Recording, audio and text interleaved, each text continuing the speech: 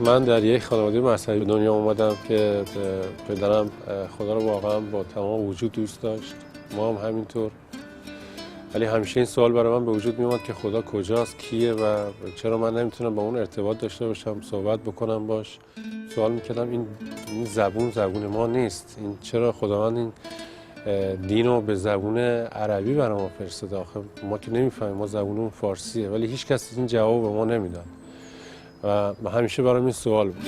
او همیشه کنجکاوانه به دنبال جواب سوالهای متعدد خود در زمینه خداشناسی بود. بعدها عازم اروپا شد و اقدام به ساختن یک زندگی جدید نمود. بنا به همین دلایلی که دموکراسی و آزادی اینجا هستش اومدم. میخواستم راحت باشم، آزاد باشم، ولی در کنارش اونجا با زندگی گناه‌آلود دیگه هم آشنا شدم به اسم تریاک. احمد که قبلا در ایران مواد مخدر مصرف می کرد، این عادت را بیش از پیش در اروپا از سر گرفت. چند سال بعد تصمیم به ازدواج گرفت، ولی حقیقت زندگی خود را از همسر آیندهش کتمان کرد. نه اهل سیگارم، نه تریاک، نه اصلا اسم این چیزا رو نیاوردم اینا. بعد گفتم که ما اهل ورزش هستم، فروتنم، نمیدونم فلان، از این صحبتایی که چاخانایی که همه میکنن، اینا اکثرا میکنن در موقع ازدواج اینا. به هر حال این دختر حق داشت که بدونه که من چه دنیایی داشتم اینا، ولی من اون رو ازش مخفی کردم. 1 سال از شروع زندگی آنان گذشت.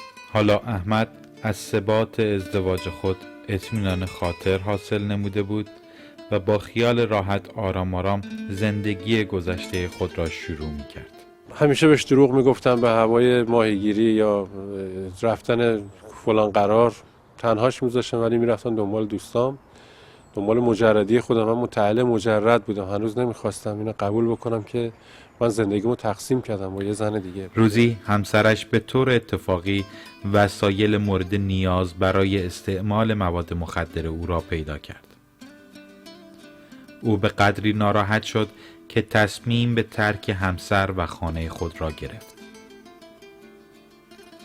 احمد تنها در خلوت خود از خدایی که زبان او را نمیفهمید تقاضای کمک میکرد. هیچ جوابی از اون خدایی که تو ذهن من بود نمیشنیدم. من خیلی به درد وارد شده بود اینجا از هر طرفی، دوستای نواب و این موردم پیش اومده بود. زندگی ما داشتم از دست میدادم، همش رو عقب و پسروی بود، هیچ رو به جلو نبود. زندگی احمد شکلی جدید پیدا کرد. تنهایی سایه سنگینی بود که بر قلب او طنین انداخته بود، تا اینکه برادرش با کوله باری پر از درد و ناراحتی نزد احمد آمد تا مدت زمانی را با او سپری کند. او نیز خدا را برای کمک صدا می‌کرد. من گفتم این داره چی کار میکنه اینا. بعد متوجه شدم که این دنبال خدای واقعیه. انگار براش شک به وجود اومده بود که کدوم درسته، این قرآن درسته یا این کتاب درست. او علاوه بر مطالعه قرآن، مطالعه انجیل را نیز شروع کرده بود.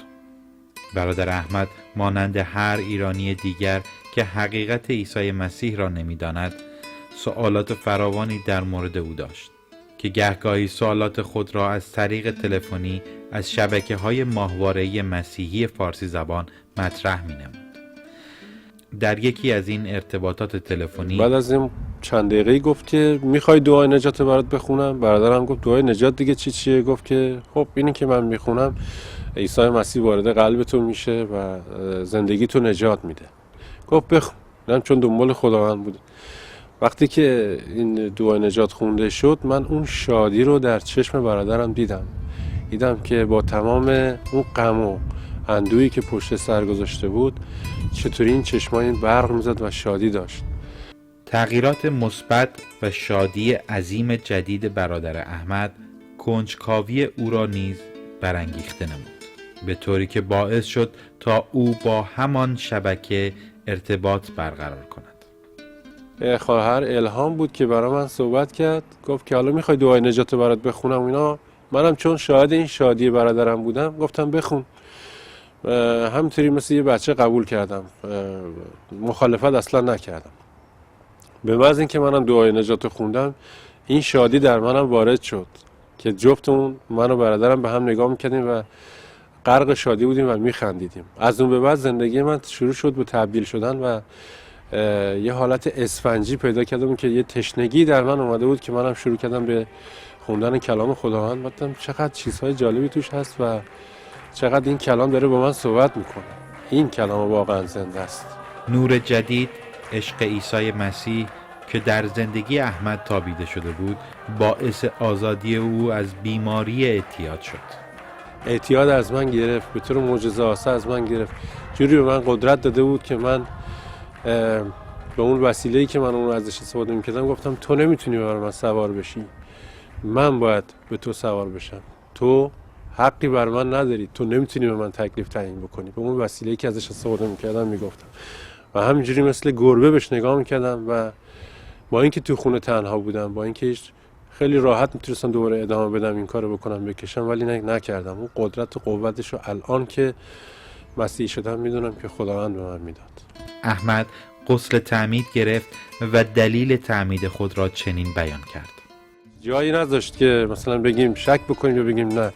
انقدر رویاها و معجزه و تبدیل تو زندگی من آورد که از اون زندگی قبلی منو نجات داد. همه چیزمو به من برگردون، زندگیمو به من برگردون، اعتیادمو ازم گرفت.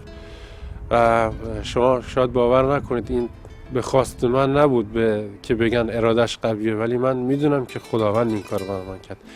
این قطعا میدونم که خداوند این کار کرد، به غیر از اون کسی دیگه ای نبود.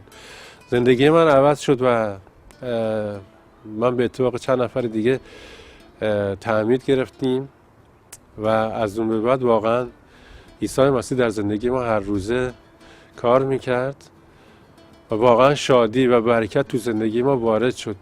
قبلا فکر میکردم که من خدای حقیقی رو میشناسم، ولی اون خداوند برای من یه بت بود، بتی که اصلا نمیتونستم باش ارتباط برقرار کنم. ولی الان خداوند من عیسی مسیح زنده است و من باش ارتباط دارم، هر روز باش صحبت میکنم، صداشو میشنوم، ازش طلب برکت میکنم برای خودم، برای خانوادم، برای قومم، برای ایران، برای ایرانی.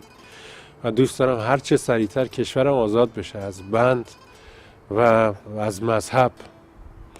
من مذهب دیگه یا انتخاب نکردم، من ارتباطم رو انتخاب کردم، ارتباطم رو با خداوند عوض کردم.